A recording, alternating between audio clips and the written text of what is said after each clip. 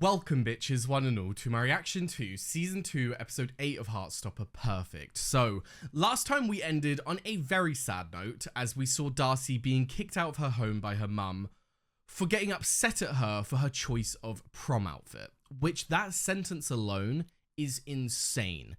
Now, getting into Episode 8, obviously we have a lot of things to tie up, so I'm very intrigued to see how they do it. I'm very intrigued to see how everyone's story gets left off on Season 2, but yeah, safe to say I'm not looking forward to the fact that this is the final episode. But yes, anyway, with that said, for the last time for a while, let's jump back in to the world of Heartstopper. Oh, what a beautiful song to start the finale with. Ah, he's got the pictures up. I love that so much from like a show perspective, that we'll always have like a history of them based on the pictures on Nick's wall. Bye, actually. Oh, I love that this has turned into like a canon joke. Yeah, he fucking is. I guess we knew this would happen.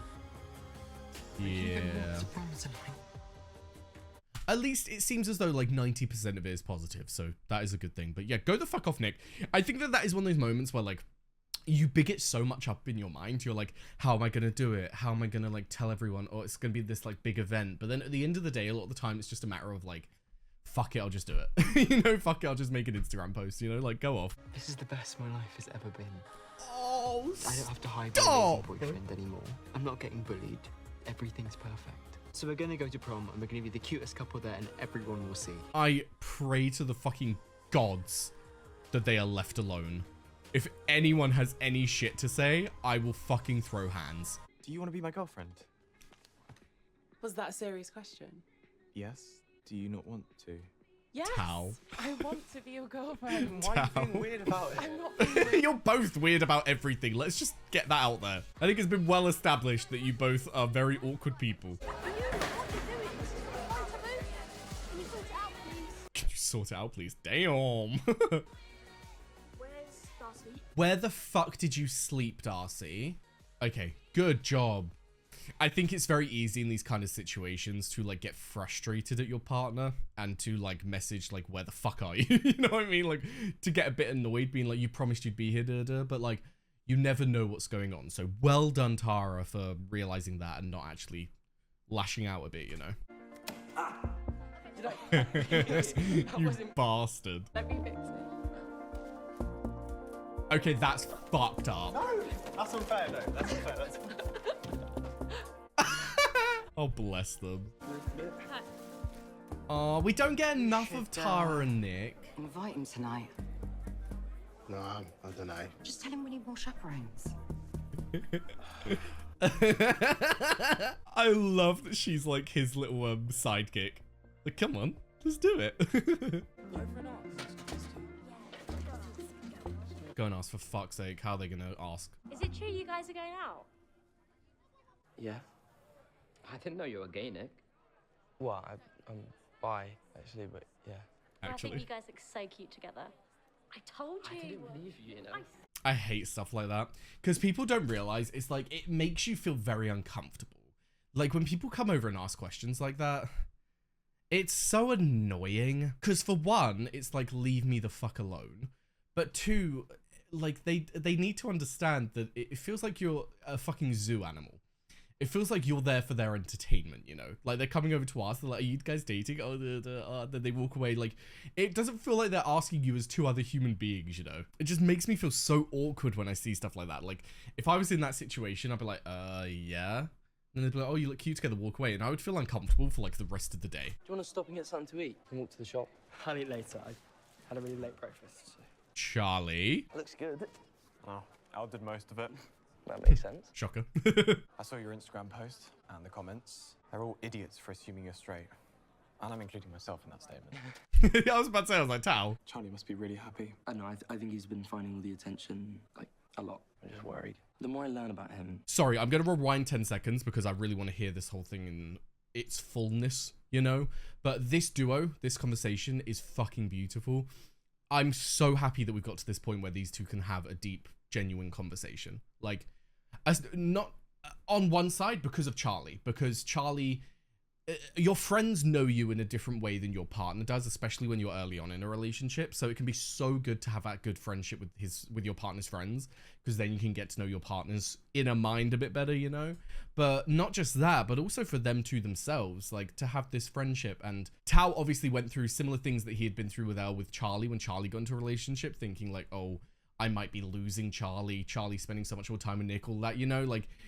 So it's nice to see that they've got to this point where Tao hasn't like held that against Nick, because it never should have been, you know? And I just think that these two could be really, really good friends. So I love that we're able to explore this now. And the bullying, and all the things that happened to him in the past, Left they all scars. really affected him. Yeah. It still causes him a lot of pain. I don't know, do you think that's true? Yeah. Yeah, I do.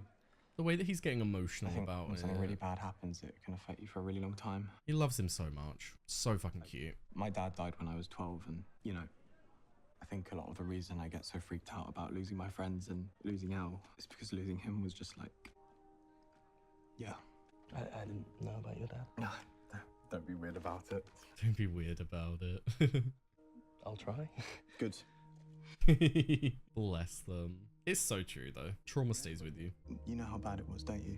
I mean, I had some stuff, but, yeah, Charlie never really talked to me about it. Me neither.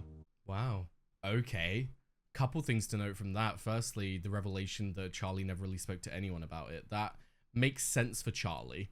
Charlie's one of those people who, like, talking about his problems would make him feel like even more of a problem, you know? And he just doesn't open up very well, which is sad. It's one of those things where, like, as his partner, it's like you don't want to trudge that back up. You don't want to bring all of that back up because he's moved on, you know, and he wouldn't really want to talk about the trauma of his past and all that. But I feel like you can't get past it without talking about it. I don't think Charlie's ever going to be able to heal as best as you can. I think these kind of things, unfortunately, do stay with you for the rest of your life in some capacity. But I think that Charlie will not be able to heal to the full extent without talking to someone about it, and to actually hear someone say, that was fucked up, that was wrong, you didn't deserve that, you deserve so much better, you know? I feel like that those words, they may sound so simple, but just to have someone hear your side of the story and actually understand you, and to see someone else agree that what happened was fucked up, I think that it's so necessary in the healing process. But yeah, that whole conversation was beautiful. The whole talking about trauma and how trauma stays with you. And even though all these events are in the past, the feelings that they gave will never leave you. They form like core parts of your personality, which is it's so frustrating as human beings that can happen. It's so frustrating that we can form these such negative influences within our own mind, because I think we all go through it. Everyone has things that have happened in their life that stays with them, and it's like warped their perception of certain things, and it's just really fucking sad. That's why I always recommend, I've never been myself, but I've genuinely been debating going to therapy this year, because I think it is just such a healing thing that you don't realize that you need. Like, I was talking to one of my friends, and she's been going to therapy for years, and it like changed her life. Like, it fully flipped. Like, I'm so proud of the person that she is today based on how she used to be. And it was thanks to therapy. So even though I don't think it's for everyone, and even though I think you need to find the right therapist, the right person for you, I think that it can be so fundamental to helping you through life, because we hold on to so much baggage as people, and it's just not healthy for us, you know? We all deserve to be happy and secure and not have these thoughts flying around our heads that just bring us down, you know? You fucking sweetheart, look at you. I'm not looking, but for the record, I think you always look cute. Me too. Oh, look at this little cutie. I can't believe you're my boyfriend. Can I please open my eyes now? Yes, please. Look at him. Even the way he stands, he's the cutest fucking man. Does it look bad? Charlie, look into those eyes. Those are eyes of love. So good. You look so good. Oh, I love We them. don't go to prom. We just stay here instead. Mood. No, we have to go. Everyone's expecting us to go together now. The weight of the expectation. That's definitely what we want. I think it's what you need. I definitely think it's what you need. Yeah. Bless. I hope and fucking pray it's positive. If there's any negativity, I'm gonna be screaming. Darcy, where are you? Like, I'm genuinely worried because if none of her friends know where she is, where the fuck did she sleep last night? Where is she? Is she okay? I hope and pray that she comes knocking on Tara's door at some point.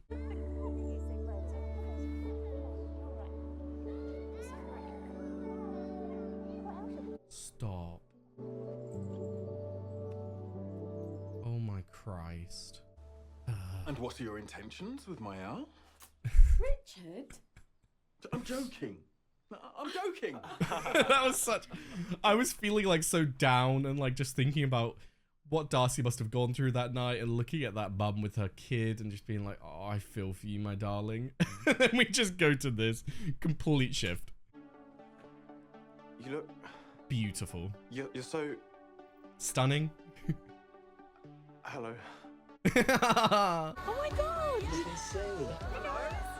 Oh my god, look Tell that jacket. I didn't even process that before. They all... Oh, look at... I want to say Toby, but Isaac. There we go. Where's Darcy? Oh, she's running late. Let's just go inside. I think that's the best way that Tara could have done it for Darcy as well. Like, don't make it a big deal. Don't bring up that you haven't heard from her because like there's nothing that anyone can do and everyone would just worry. And I don't think Darcy would want this big show of everyone worried about her, you know? So good to just keep it with you and then you can talk to Darcy when she turns up because she better fucking turn up. Aww. Well done, Nick. Nick's showing off his boyfriend, but none of you managed to bring a girl. Who's next? I don't mind jokes like that. They're a little bit meh, but... Right, Colin, the four of us are getting art. Hell yeah. I was about to say when I saw Isaac standing there, I was like, oh no, hopefully he doesn't feel left out. Good job, Charlie. Sorry if we made you feel weird about telling us. Can't believe Nick's the first out of us in a relationship. Yeah, man. I could easily have a girlfriend any day now. Yeah? Yeah, sure. Tara Jones single. She's gay. Everyone knows this. Come on, man. Bro, you're so out of the loop. I miss you too. I'll see you guys later. Aww. Hell yeah. Positivity. I love that those three made an effort. Good job, boys. Not easy for people their age. Tara. I know something's wrong, but she never wants to talk about it. How do you talk to someone about something that they don't want to talk about? That is the question. Maybe you just have to try, even if it doesn't work. It's one of the hardest things of a relationship. It's like if someone doesn't want to talk to you about something, what can you do? Like, you can try your hardest, but if they don't want to talk about it, it's a problem within themselves. And a lot of the time it will lead to the end of a relationship. Because like if someone's not open and honest with you about stuff, like it just can't work. As human beings, that cannot work. So bless her heart. I hope and pray that Darcy finds it within herself to open up to Tara, because this was such a huge deal. The fact that her mum kicked her out, like, it's a huge fucking deal. We need to talk about it. So I hope and pray that she feels safe enough to talk about it with Tara, because it's no good being on your own. She's just isolating herself, and it's not fair on herself, nor is it fair on Tara to have that happen, you know? I love that they're playing a song, You're My Best Friend, as these two are having a moment. We definitely have not had enough Nick and Tara. Is that Baby Queen? It is, isn't it? Oh, that's so cool. Oh, let's fucking go. Oh, look at them. But yeah, the fact that they got her in the show, I mean, it makes sense. Like, they did so much stuff last year. Aww, all the luminescent hearts. That's so cute. We know. I love their development so fucking much. The fact that we've got to this point where they can be open and honest with each other, there not be this weird awkwardness. He said he knows, like, yeah, I know you want to go. It doesn't change anything. We're boyfriend and girlfriend. I'm secure in that relationship and I'm fucking happy. Absolutely beautiful. Oh, hell yeah. Pick that one up, Isaac. Bloody hell. Oh, Tori. I love how Tori's always just in a corner. Bless her. Nathan? Yusuf? You came. Said you needed more chaperones. That night in Paris, pretty stupid thing for us to do. No. I was going to suggest dinner and drinks next time.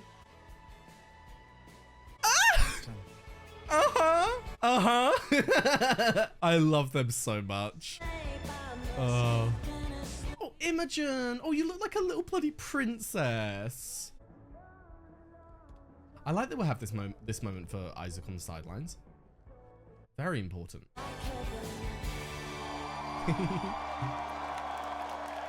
Aww, that was intriguing. Woo!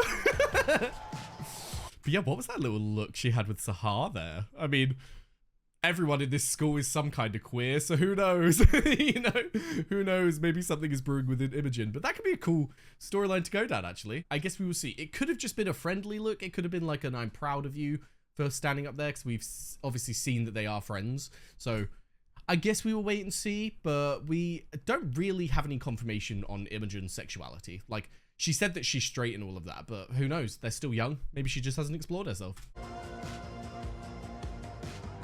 Oh, bless. Brother and sister alike. Should we dance or, like, get a photo or something?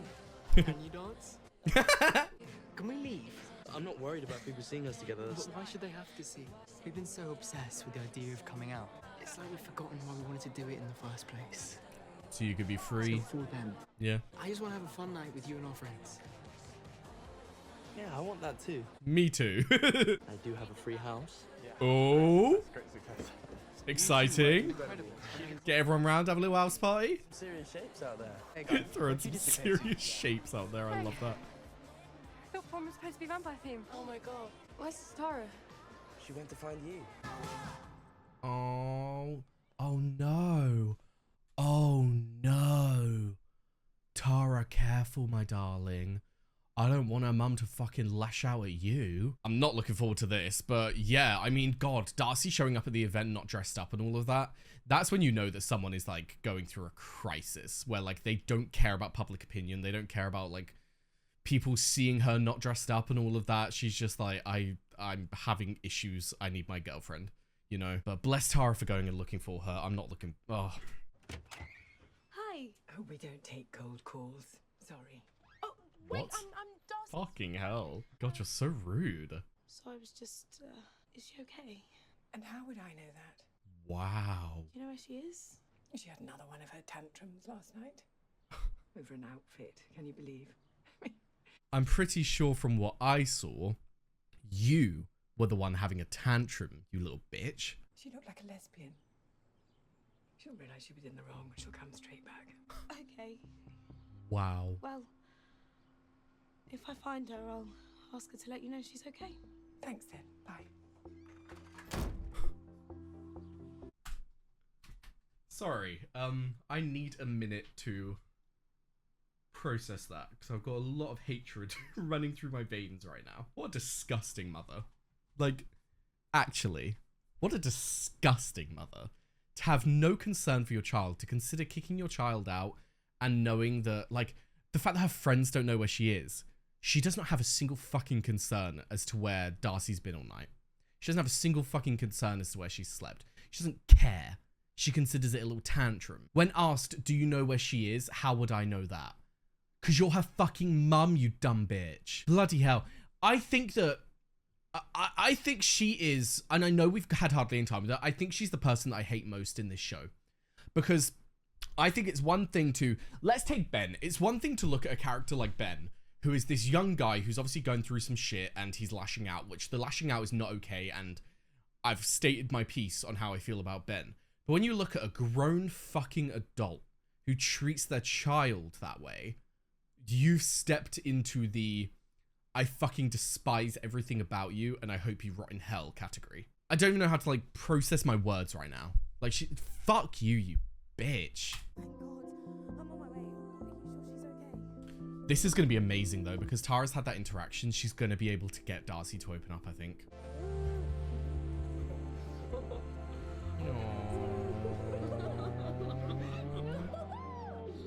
Oh, bless them. Such a beautiful group. Look, Tiny Nick was so cute. Oh, stop! Where did you sleep? That's what I'm asking. I went to the park. It was fine. Nobody was there. Why didn't you text me? My phone was out of battery and I didn't have a charger. Why didn't you walk me home? Yeah, you can make up all of these excuses you like, Darcy. The reason you didn't go to Tara's house is because what, you were embarrassed? Like, explain your feelings. Be truthful. Because I didn't want you to know.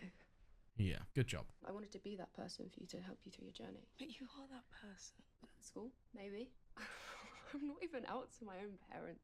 I'm not surprised. Pride who I am when I'm at home. Been getting hints of that. But then you said I love you. What if that person doesn't even exist?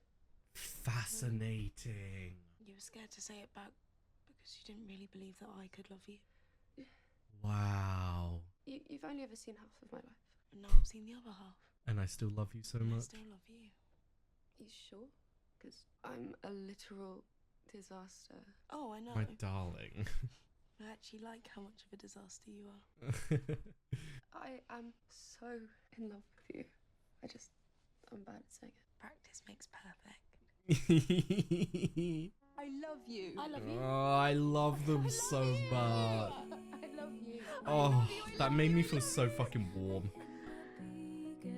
7 feet. Did I ruin your prom night? It was kind of boring anyway. Life is boring without Darcy.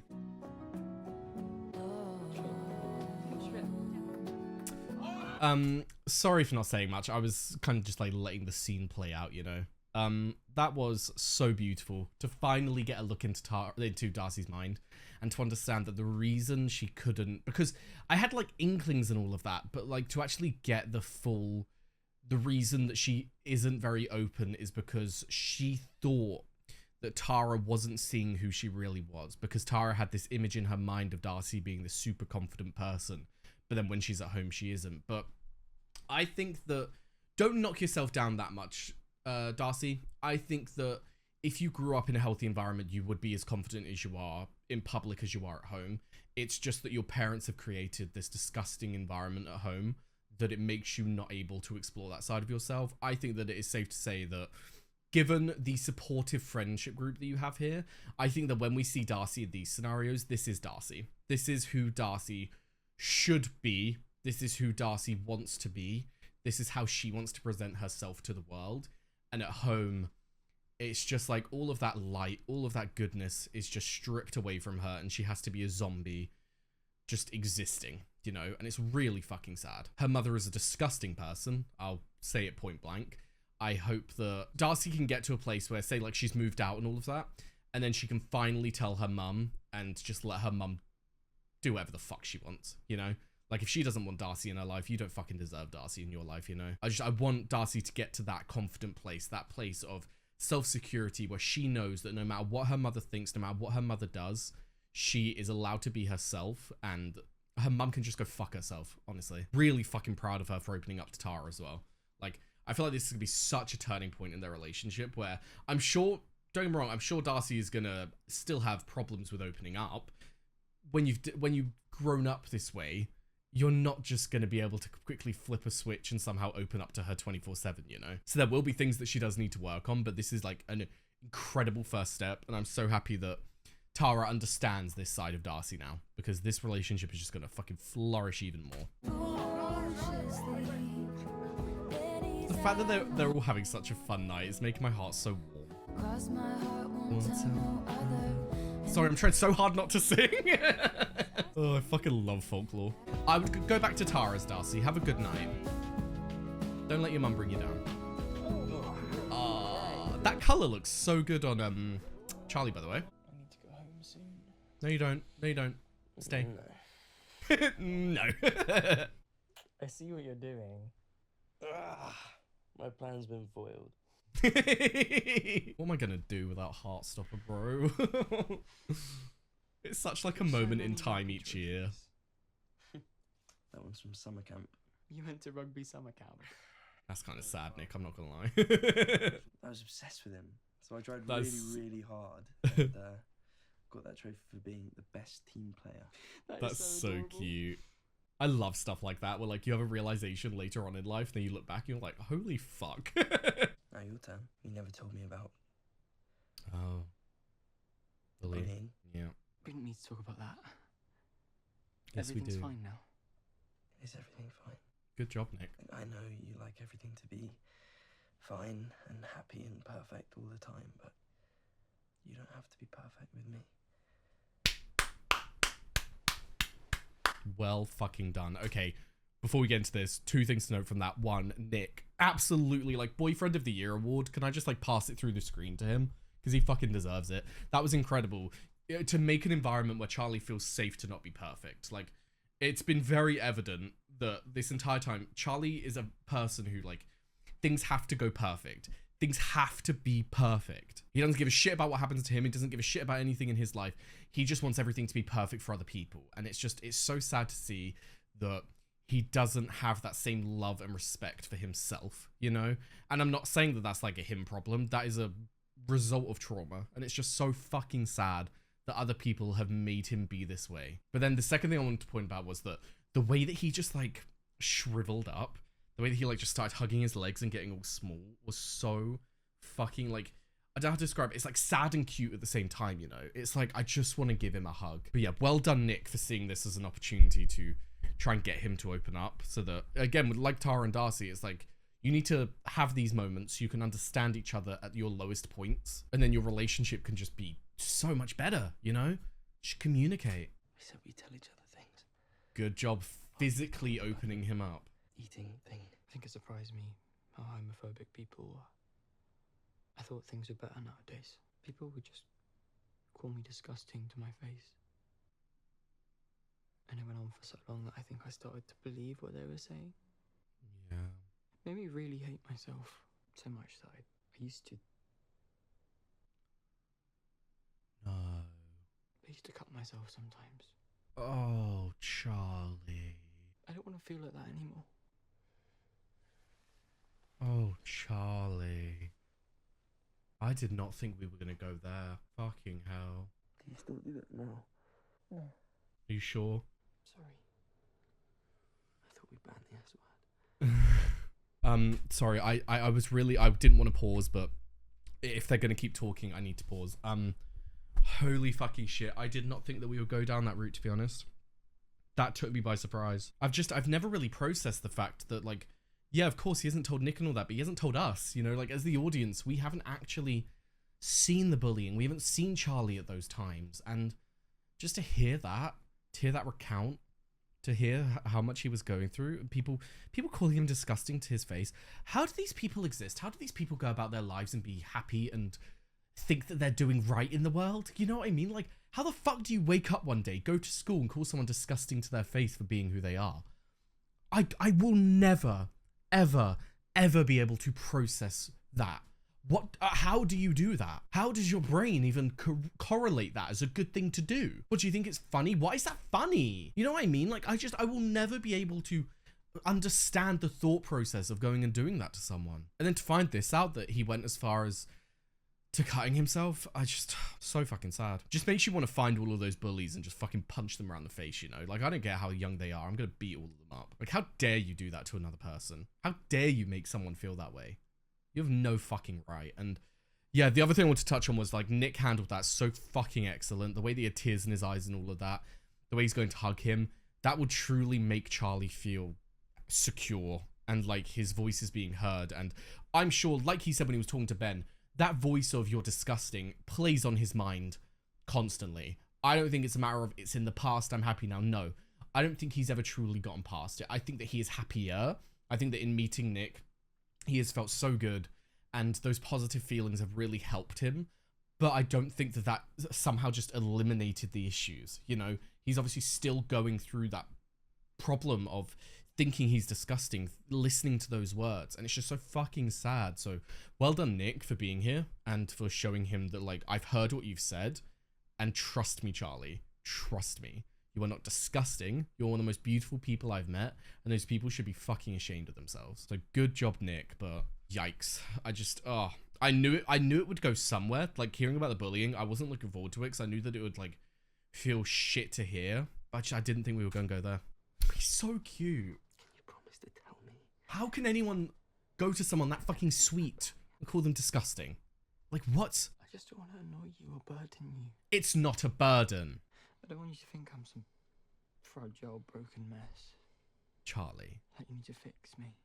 You are so fucking strong. He just wants to be there for you. I've done so many things that were scary in the past few months because you were there, holding my hand. And I want to be that for you too. Charlie needs to understand how deep his love runs. You're my boyfriend. Yeah. It's fundamentally within Charlie that he doesn't believe that he deserves the love that he gives, you know? Please promise me. Okay. Bless them. They are just couple goals to the end of time. I really need to go. I love your eyes.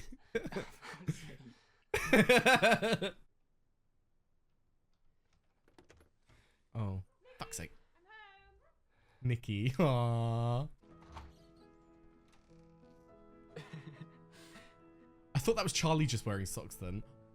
Oh my god, flashback. Has he? I swear we've seen him wear that before. I'm not wrong, am I? He's worn that jumper before. I'll see you tomorrow. Bye. This show has one problem. It sets very unrealistic expectations. Like, I want this, and it's not fair.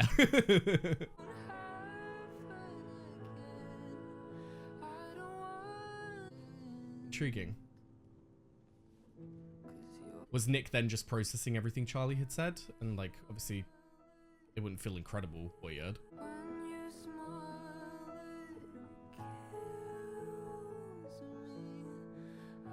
Do it. Do it. Do it. Do it. Do it. Please. Please just do it. Just do it. Come on! Charlie, come on! Please!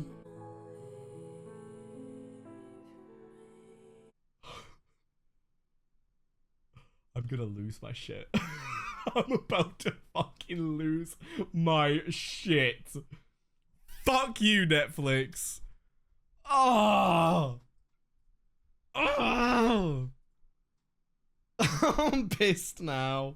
They had no fucking right to do that. So yes, there we have season 2, episode 8 of Heartstopper, and just processing that it's over is making me sad. I'm not gonna lie.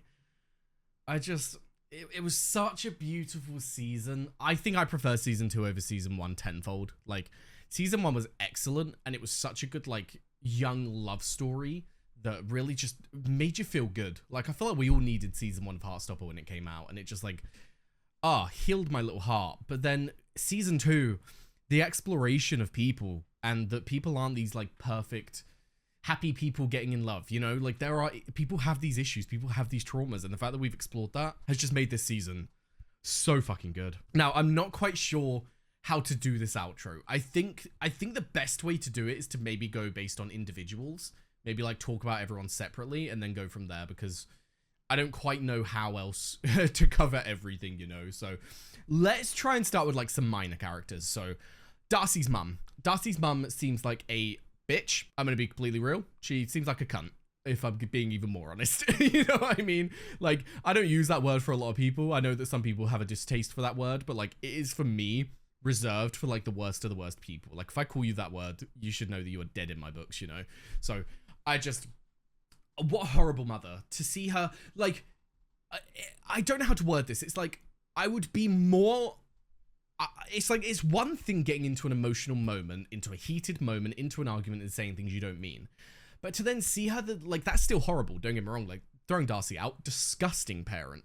But then the next day, after you haven't heard anything from your child, knowing now that they haven't been around their friends or anything, because the friends just come and ask where she is, to say, I don't know where she is. Why would I know where she is? Like, I don't give a shit, you know? Like, that is horrendous. Like, how dare you treat your child that way? Bloody disgusting behavior. So, safe to say she's like, if Ben is irredeemable in my eyes, she's like so far down the line that I'd rather she be dead. Like, I'd rather they just kill her off in between the 2 seasons, because I don't Like, I will feel better that Darcy doesn't have that fucking negative influence in her life. Now, moving on from that bitch, though, some other minor characters. Obviously, we didn't get much of Sahar this season, but we did see that moment between her and Imogen, which I don't know what they were trying to imply there. It seemed like Imogen was giving her some eyes, but I don't know if that was more of a, like, friendly, we've had some trouble in our friendship and I want to repair it. I want us to be on good terms, you know. That could have been all it was, but I guess we'll have to explore that next season. Obviously, we had Mr. Ajayi and Mr. Farouk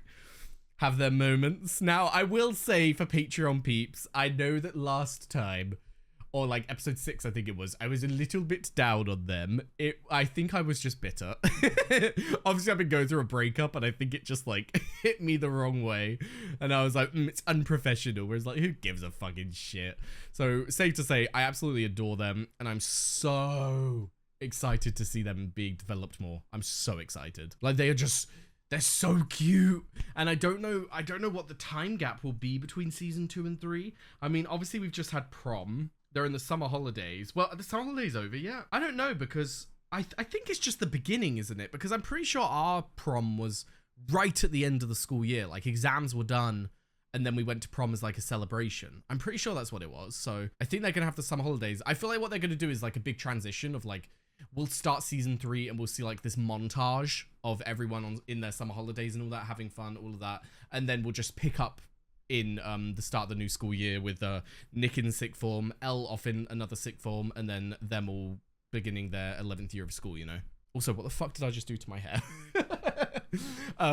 So yeah, so that kind of covers where all of the minor characters are going to be. So let's discuss our like major 4, I'd say, because we got the 3 couples and then we've obviously got Isaac. Now, Isaac, we have had some exploration this season, which I'm really happy about. We didn't have as much as I wanted, but like we had as much as they could. Like I wouldn't have wanted to lose any of the scenes with anyone else, so they didn't really have any extra time for Isaac, you know. So hopefully now that we've had like the establishment of Tao and Elle and we won't have that to build up next season, we can actually explore Isaac a bit more. We can get some more scenes for him. But the fact that he picked up the Ace book and the fact that he talked to that person at the art show and all of that, I think we can see where we're going down. We're going down the Ace route. So I'm excited to explore that a bit more and get some representation for Ace people, because I can't really think of an Ace character in my mind from a TV show that I've seen.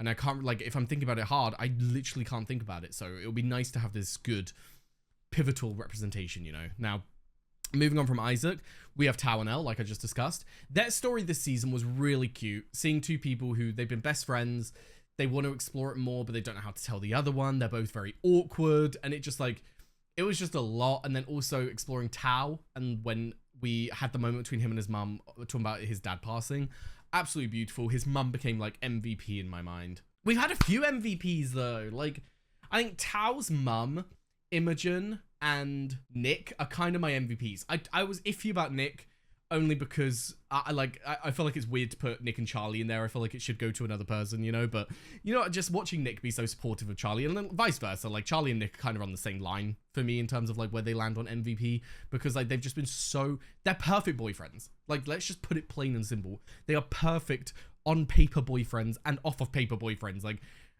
any of us, obviously age appropriate, would be lucky to have one of them, you know? But yeah, in terms of like Tao and his development this season has been fucking phenomenal. I mean, I wasn't completely against Tao in season 1. I was completely understanding of Tao, and I understood where he came from. I understood that there was obviously more to him than what met the eye in terms of this inner pain, this inner insecurity that he has. But to see it fully fleshed out and explored this season has made my love for Tao just like explode. That scene between Nick and Tao is one of my favorite scenes this episode. Just watching them be so comfortable around each other, watching that friendship actually blossom, and them just talk about Charlie, like, it was just so beautiful to see, you know? So really appreciated that. Now, moving on from them two, we have Tara and Darcy, which is another fantastic relationship that's developed this season. More so on Darcy's side, but not to knock Tara down, though. Tara is basically like the equivalent of Nick and Charlie in girl form, you know? Like, she is just such an incredible girlfriend. And that's not to say that Darcy isn't, but like the screen time that we had for Darcy this season was very much Darcy was going through something and Tara was trying to help her, you know? So that's why I'm talking about Tara more than Darcy. But then in terms of Darcy, like, holy fucking shit. The revelation, because I feel like it's safe to say whenever you get this character who's very jokey, who's very positive, is like such a big positive influence in everyone else's lives, the majority of the time it's because they're so hurt within their own lives. They are dealing with so much in their own lives that they they only think about exuding positivity because they don't even want to think about the negatives when they're trying to be good. You know, when they're trying to have fun and all of that, they don't even want to bring the negatives up. So I wasn't completely shocked that we went down this route with Darcy, but I was completely shocked at just how horrible her mother was. Like, holy shit. How dare you treat your child like that? How dare you? And the fact that Darcy has come out of it such a strong person is insane. Just fucking love her, honestly. Like, that's, I would say season 1 kind of laid the groundwork. Season 2 has just allowed me to love everyone so much more. Like, my love for all of these characters has just exploded because they feel so much more real this season. Like, there is that disconnect when you watch season 1 in that, like, they are all young people exploring love and all of that. And it just, there is that disconnect only because of age, only because, like, I'm not that young anymore, and it just felt like, oh, this is a cute, like, coming of age love story, but, like, it's not too relatable for me. Whereas, like, when you get into season 2 and you see these real life human beings going through their shit, that is so relatable, and that's why season 2 has just skyrocketed for me. But yeah, in terms of our big couple, obviously we have Nick and Charlie. Now, their development this season has been by far my favorite, which is obviously not surprising, only because of the amount of things that we explored with them. Exploring Nick coming out and how that would affect Charlie in terms of, like, the decision to then not come out, and seeing them, like, slowly build up their communication skills with each other, slowly build up their ability to be open with one another. And then this episode was just like the cherry on the cake of Charlie opening up to Nick about the bullying. And not just that, but to feel so safe enough within the, like, energy of Nick to bring up the self-harm. Like, that would be something that, like, you, in Charlie's mind, he was probably going to take to the grave. You know, he would never want to talk about it, never want to bring it up. And it was just something that he would want to move forward with, you know? So the fact that Nick got him to open up and actually be honest with him was absolutely fantastic. Because you need to. If you bottle up that kind of stuff and you never, like, we know that he never talked about it with Tao, so he obviously never talked about it with anyone. So when you bottle that kind of stuff up and you don't discuss it, that can just build such a negative void within yourself. And no one deserves that shit. No one deserves to go through that kind of stuff. So well done, Charlie, for being open, and well done, Nick, for getting him to open up. But yeah, their arc this season has been by far my favorite. But, like, even then, it's like, it's been by far my favorite, but, like, the others are so close behind. Like, Darcy's story and Tao's stories are so close behind that they're kind of all running together, you know? But yes, anyway, with all of that said, I believe I've covered all of the main points I wanted to talk about. So let's move on to some Patreon questions. Right, first up, perfect has been a theme throughout the season. At the end of the first episode, we had Charlie telling Tori that everything with Nick's coming out is going to be perfect. This is obviously revisited this episode, but it's also referenced in episode 6 when Darcy tries to make Tara's party perfect for her. What do you think this repeated theme says about the characters who fixated on it? And what do you think the show itself is trying to say by titling the final episode Perfect? That is such an excellent question. I think that the reason they titled the final episode Perfect is because these two characters finally understood that they don't have to be perfect. These two characters finally understood that these things that they're going through and the imperfectionisms are not these things that they should be ashamed of. They are not things that are unlovable. They are not the things that will make someone look at them and be like, I don't love you anymore, which is definitely the route they were going down. Charlie and Darcy, both of them, had this connection in that they both had this trauma that they had gone through. Darcy's at home, Charlie's at school, and they'd both internalized it and tried to just make everyone around them happy. Tried to make everyone and everything around them happy because they were feeling so shit within themselves. They had dealt with such shit within their own lives, and they had these voices in their heads telling them all of this shit. I mean, Darcy's didn't even have the voice in her head. She had her mum fucking repeating it in her head every bloody 5 minutes. So I think it's very key that these are two characters who have been hurt and don't want other people to be hurt. They want everyone else to be happy. They want to be that positive influence that makes everyone happy because they know how fucking hard it is the other way around, you know? So absolutely beautiful connection between the two. And I love that they titled the last episode Perfect. That is perfect. Now, moving on, next up, what is your take on Harry as of the end of the season? Do you think he has actually changed? Has he only changed his tune out of desire to integrate himself to Nick again? It's a good question. I don't think he's changed only because I don't think he needed to change in the first place. I think Harry is one of those people where he genuinely, like, he was, like, socially homophobic. You know, I think that within himself, he wasn't actually homophobic. Like, he didn't actually have this understanding of homophobia. He just said the F slur as a slur because he was just dumb and stupid, you know? Like, don't get me wrong, I'm not minimizing it. Absolutely horrendous. And I still remember how hurt I was when he said that. Like, I remember shutting down myself, being like, what the fuck did he just say, you know? So, don't get me wrong, not minimizing that, but I mean, like, if we're talking about Harry, like, I don't want to be rude. He's stupid. He's stupid. Let's just be honest. He's not the smartest cookie in the bunch. And I think that what happened here was he didn't understand the weight of his words, and he was saying it as like a socially, oh, it'll be funny to say this kind of way, you know?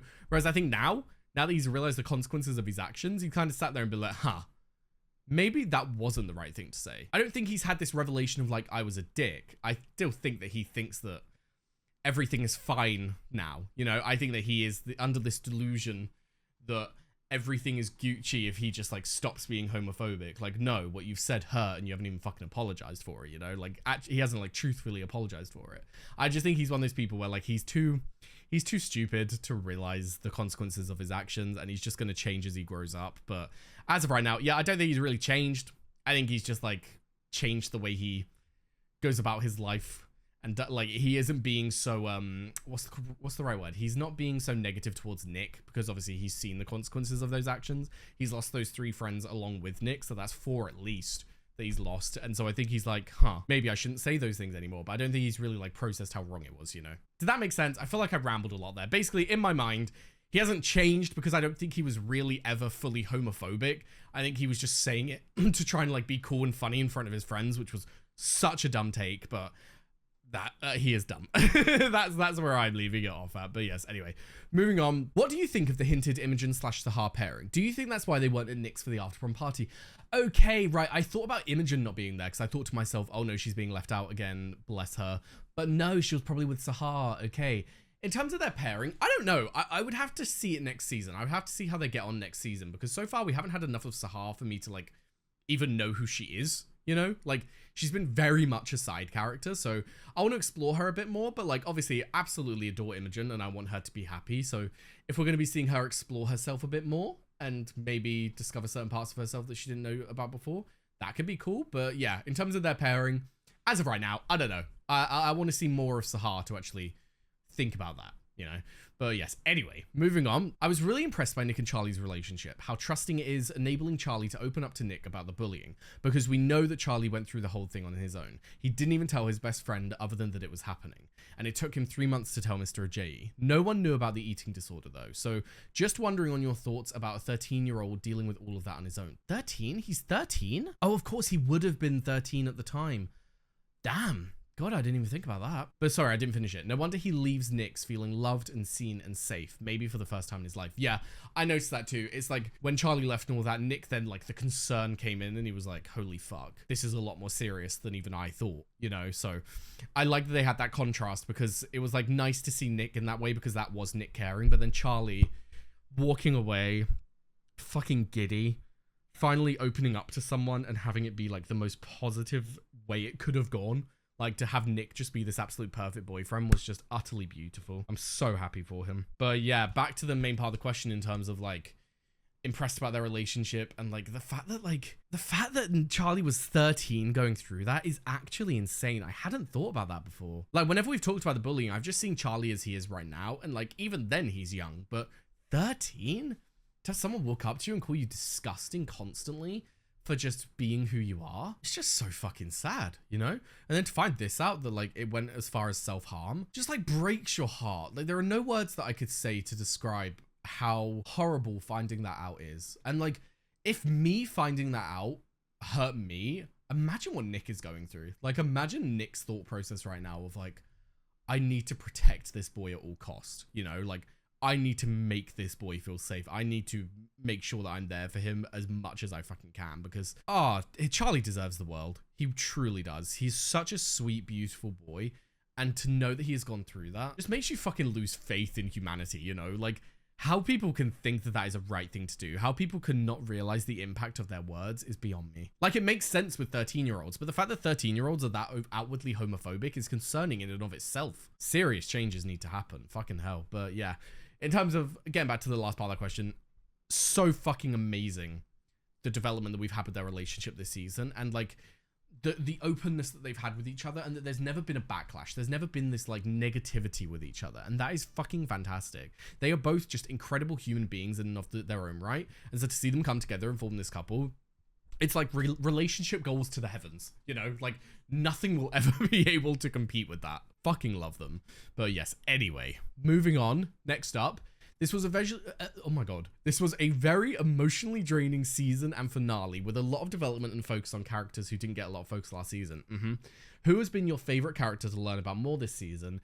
And or what has been your favorite character arc? What are your theories for season 3? I'm going to leave the theories for season 3 to the end because there have been a couple of questions about that. So strike through that and we'll put it at the end with like a big summary. But in terms of like, obviously, yeah, we've developed a lot of characters that we didn't get a chance to last season, which has been incredible. And it's been another reason why this season has been so incredible, is that like we've fully fleshed out this universe, you know. But in terms of what has been my favorite character arc, I would say Darcy, to be honest, only because it was so out of left field, but so fucking painful to look at, that even though we didn't get much about it until the end, it was just fucking fantastic. But it's hard to pick one though, because like closely followed behind that, we've had the whole thing with Isaac and Philip figuring out his sexuality, and we've ended the season with him in a good place, feeling like he's going to discover himself a bit more, you know. And then with Tao, the revelation about his dad, and then seeing his insecurities develop to the point where Elle told him that she was going to the college and all that, and he wasn't phased, you know, he was secure in their relationship. Beautiful.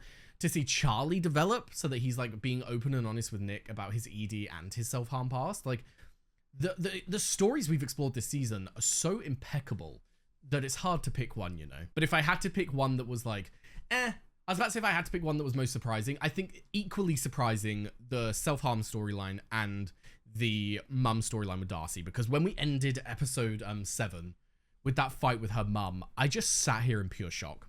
I just sat here like not able to process what I just witnessed. Like, was that real? Was that really her mum treating her that way, you know? And then the same thing with Charlie this episode. I just was not expecting that reveal. So like I said before, excellent storylines, excellent adult-themed storylines that have really allowed me to connect with the season a lot more. Now, a part to that question was, what are your thoughts on the mental health aspects of this season, and do you think they've been handled well and respectfully? I think that they've been handled perfectly. And not only have they been handled perfectly in, like, for instance, in Charlie's ways going about it and all of that, how realistic it felt that he would be closed off and not want to talk about it, want everything to be perfect, same with Darcy, but also perfect in that, like, to have this positive influence of Nick in Charlie's life, and also for our perspective to see Nick, to like, for people who have been through the same thing that Charlie's been through, but haven't had a Nick in their lives, that moment alone must have felt very healing. Must have felt very healing for them to see someone so accepting of your past and so loving of the part of yourself that you are ashamed of, was fucking beautiful. And I think that, yeah, they did an excellent job mental health wise. They did an excellent job exploring the person going through it and the people around them dealing with it, you know. Now, next up, what did you think of that ending scene and the incredible acting from Kit and Joe? Joe said it took them 7/8 hours to film it. Fucking hell. 7/8 hours. I mean, no matter how long it took, that was fucking perfect. Like, the emotion, like, I haven't really talked about the acting. The acting this season has been impeccable, like, from the main two and everyone else. Like, they have done such a good job with these characters. These characters feel so fleshed out and real, and it's just fantastic. But yeah, Joe and Kit fucking knocked it out of the park this episode. To see Joe express through Charlie that pain of having to, like, bring up these painful moments in the past, while also trying to get through your head, probably telling you, no, shush, don't tell him, like, don't bring it up, you know what I mean? Like, it was so clear, plain as day. And then Kit did such a good job at showing someone who has been concerned and has, like, so much love to give, and that love is coming across as sadness because, like, your love for them is making you sad that they've been through so much, you know? Fucking incredible. I could praise them for hours, but yeah, 7 to 8 hours makes sense in my mind with how good that scene was, to be honest. Like, they got those emotions down to a fucking T. And then the second part to that question is, when Nick is saying goodbye to Charlie, he's looking at him with a smile and so much love, but when he closes the door, his face shifts from one of fear and uncertainty to one of fear and uncertainty, sorry. What do you think is going through his mind at that moment? I think that what's going through his mind was, there was so much love for Charlie and all of that, and that truly was how he was feeling at the moment, but the second that the door shut, it's kind of like the things that he didn't want to let Charlie see. Like, he didn't want Charlie to tell him about this past and his self-harm and all of that, and see someone who is scared, worried for him and all of that, because that would make Charlie feel bad. Like, we all know that Charlie goes through those moments of feeling like he's a burden and all of that, and so I think Nick, like, well done Nick, he kept that to himself, and it was more so cry and hug of love than like concern. Whereas now the door's shut and Charlie's out of view, he can now let those feelings seep in of like, holy fuck, the bullying was worse than I thought. The trauma is worse than I thought. I need to like figure out how best I can help him through this, you know? So again, acting wise, incredible. Now, next up we have, what do you think of Nick and Tao's evolving relationship?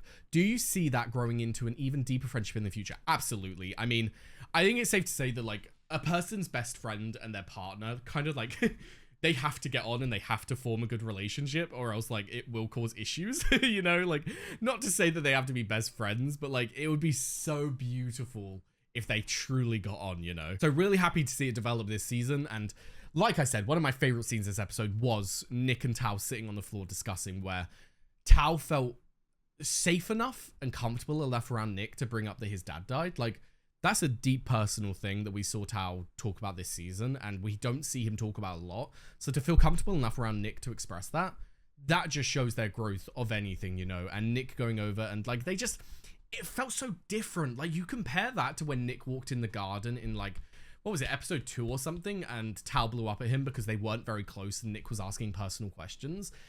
It's such a huge shift, and it's the same way that like going from season 1 to 2, I was so excited for all of these things to develop. It's like going from 2 to 3, now that these things have developed and all of these relationships and friendships and people's bonds have grown a lot deeper, going into season 3, I'm so fucking excited to see what we explore, you know? But yeah, linking back to their relationship, one of my favorites. Absolutely one of my favorites, and I want to see it develop further. Now, next up, what do you think of the moment when the other students approached Nick and Charlie at prom set up to confirm their relationship? Do you feel like straight/heteronormative people feel entitled to approach queer relationships in this way? Would the students have reacted the same way if Nick and Charlie were a straight couple? This is what I was trying to get at. It's like, I don't think they realized that in that moment, it kind of feels like you're at a zoo and they're looking on at you for entertainment. It's like, why is it so funny?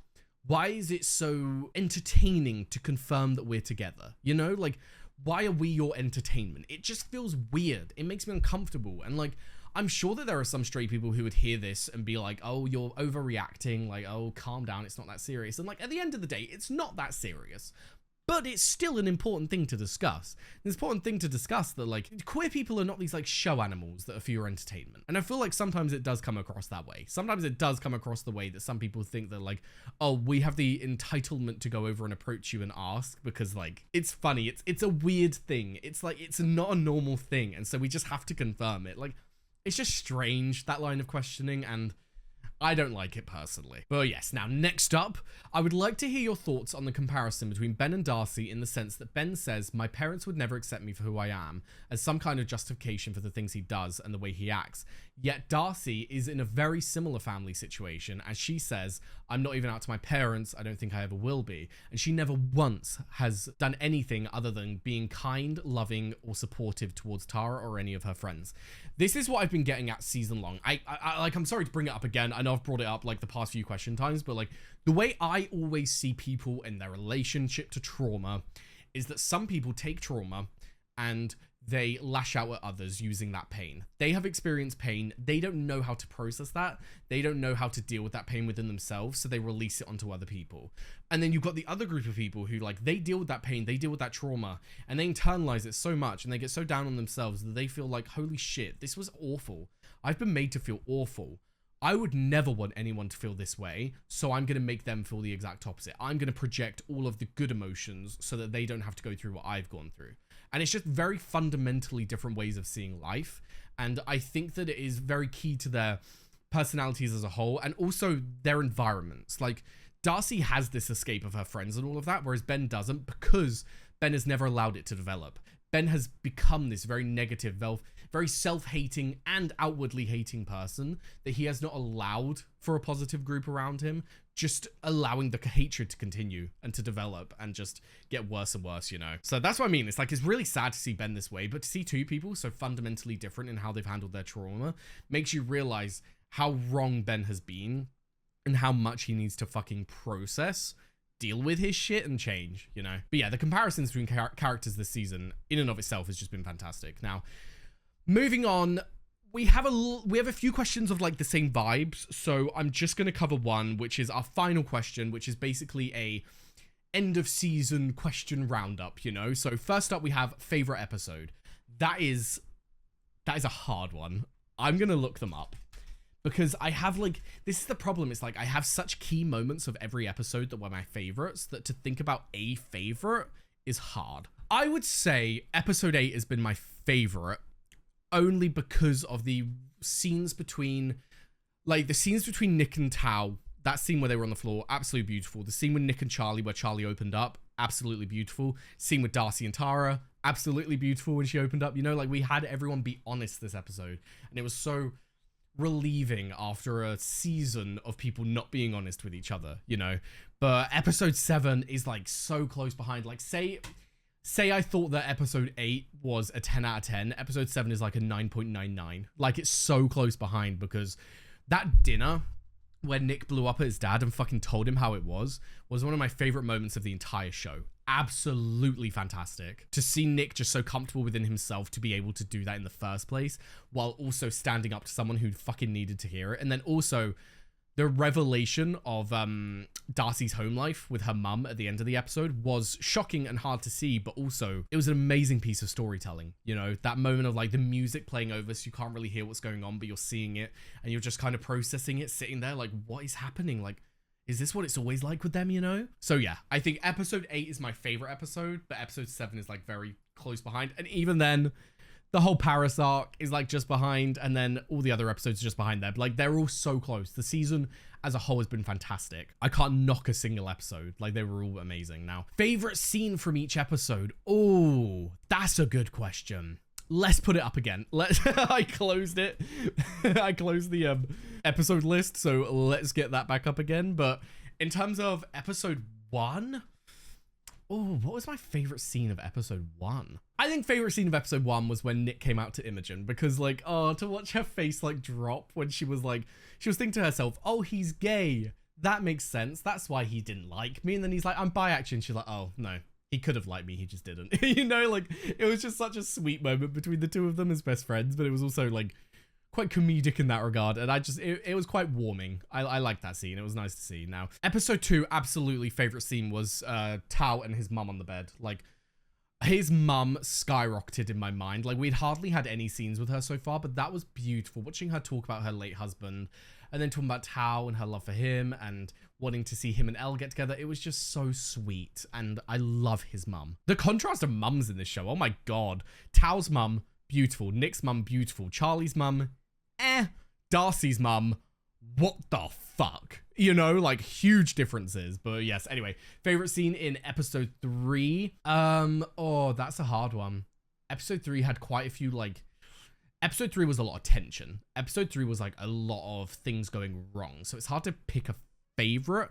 I enjoyed the scene between Tao and Elle quite a lot, like the blow up at the end, because it was a good insight into them two as people. It was a good insight into Elle's misunderstanding of Tao's thinking, but then Tao also feeling very insecure and thinking that she's leaving him and all of that. It was a very key insight into their characters. So I really appreciated that. Now, first episode of the Paris trip, I think we could all say Imogen breaking up with Ben. That was the best thing I have ever seen in my life.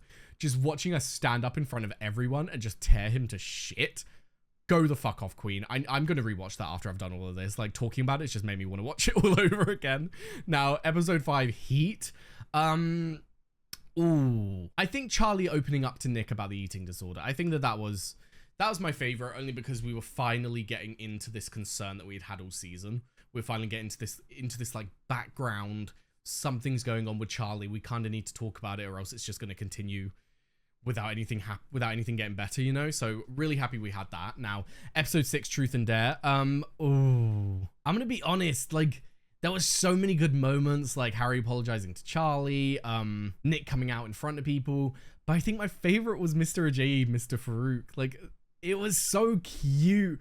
Just watching this guy who was like opened up about the fact that he came to terms with his sexuality later in life, didn't get to have these like cute romantic young moments, and to have Mr. J just be like, there's no age gap on that, like there's no limit on that, you can still have those moments, and just be like, oh, a thing's happening, you know? But yeah, it was so cute to watch them two explore their own sexualities. And then, sorry, favorite moment was Nick at the table. Favorite moment was Nick standing up to his dad by fucking far. One of my favorite moments of the entire show, because to watch someone stand up to their parent is a big deal. It's a big deal to have this like parental figure that you're meant to respect. There's meant to be love there and all that, and to say to them like, you don't fucking treat me the way I deserve to be treated, you know? And especially with all the stuff with his brother treating him like shit as well, and like watching his brother then realize that his dad also doesn't care about him was just cherry on top of an already incredible cake. And then finally, episode 8, perfect. There were so many favorite moments in this episode. I think that Tao and Nick is second place because like just watching their friendship develop it was like a shock in the best way. Like watching him go and sit down to Tao and see how comfortable they were with each other. Just really excited to see them. But favorite was a 1000% Charlie opening up to Nick about self-harming and the bullying, and just having that moment between the two. Like that was such an important thing for the show to cover, and they did it in such an incredible way that it just made me feel really happy. It like sad also for seeing Charlie go through that, but to see Nick be so like kind and loving and basically the best boyfriend you could ever fucking ask for was so beautiful. Now, next up, favorite character of the season. Oh, you can't do that to me. That's not allowed. Favorite character of the season. Runners up, definitely Imogen. Imogen has had some great moments. Tao's mum, incredible moments as well. Tara's been a great girlfriend to Darcy, but in terms of like my favorite character, I think Nick has taken the cake on that one, only because Charlie is very close behind because it's been so cute. Like, just cute's the wrong word because cute sounds diminishing. But it's been like sweet to see him open up and like seeing this other side of Charlie that we knew was there. We knew that he was struggling with things, but to actually see him open up has just like made me want to like hug him and protect him even more, you know? But the reason that Nick steals it in my favorite character is just because the way that he has been there for Charlie through all of this and his reactions to the eating disorder, self-harming, all of that have just been like textbook, the best thing you could ever fucking ask for in a partner. He has just been everything you could ask for in terms of someone who will be there for you through thick and thin, love you for who you are, and want the best for you. Like, to see him get actually upset and emotional at Charlie talking about pain from his past, that's something that is very rare to find in people. It's very rare to find someone who loves you so fucking deeply that it hurts them hearing you be hurt. Like, there are so many superficial relationships that you have in your life. To see that was just so real, so heartwarming. And Nick has just, through this season, become one of my favorite characters I've ever seen on television. You know, like if I'm thinking about my favorite characters from any show I've ever seen, Nick is up there in one of the favorites because he has just been so bloody beautiful this season as a boyfriend. Now, next up, what's been your favorite song/music choice this season? That's a hard one. Like, off the top of my head, probably when they had Taylor Swift come on, just because I know that song the most out of any of them. But I would have to really sit down and listen to the album, which, trust me, like, season 1 album, I don't know, I feel like I talked about this before, but like, I went to Cornwall, which is my favorite place in the UK. If you're visiting the UK and you want to go to like a nice seaside-y / country area that's peaceful, calm, go to Cornwall. It is my favorite place on the planet. But I went there on holiday and I just had the soundtrack playing in my ears constantly, and it was like the best combination of songs I'd ever heard. So trust and believe, I'm going to be listening to the season 2 soundtrack, but I can't make a decision right now on my favorite song because I've stayed away from the soundtrack so far in case I got spoiled of like, because songs a lot of the time, I don't like knowing songs before a scene. I prefer watching a scene with a song because it gives the song a lot more meaning. When I know the song already, it kind of takes away from the scene for me. So that's why another reason I've really appreciated them using less well-known artists in Heartstopper, because of that exact reason. My first introduction to the song is the show, and it gives the song so much more meaning. So because of that, I've stayed away from the soundtrack so far. So I will get back to you on my favorite song once I've figured it out. I'll probably talk about it in my Discord or something, but yeah. Overall, this season has been fantastic. Now, the final question that we have is, what are my thoughts of season 3 and where we are going to go from here?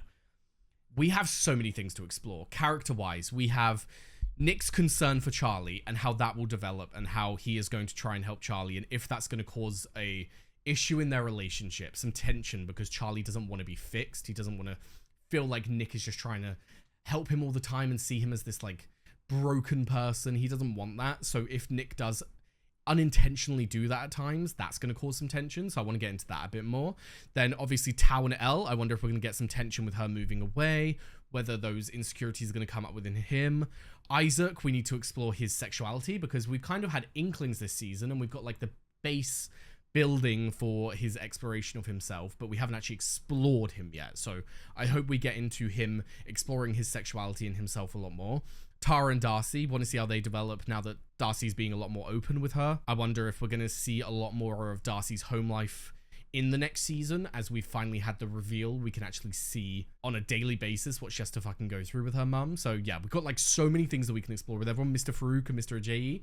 There's just so many storylines that we can go down that I'm just excited to get into this, especially after season 2. Like, season 1 was fantastic, but season 1 was very like childhood romance, feel good vibes, whereas season 2 has been a lot more, these are realistic human beings who are going through struggles and we're going to explore those struggles, which I've appreciated tenfold. It's been absolutely fantastic. So yeah, overall, the season has been great. I wanted to explore season 3, but I'm not excited for how long the wait is going to be because it feels like a lifetime since season 1 came out that I don't... Oh, it's going to hurt, but we got to do it. We got to wait for perfection. So yes, anyway, with that said, that was Heartstopper season 2.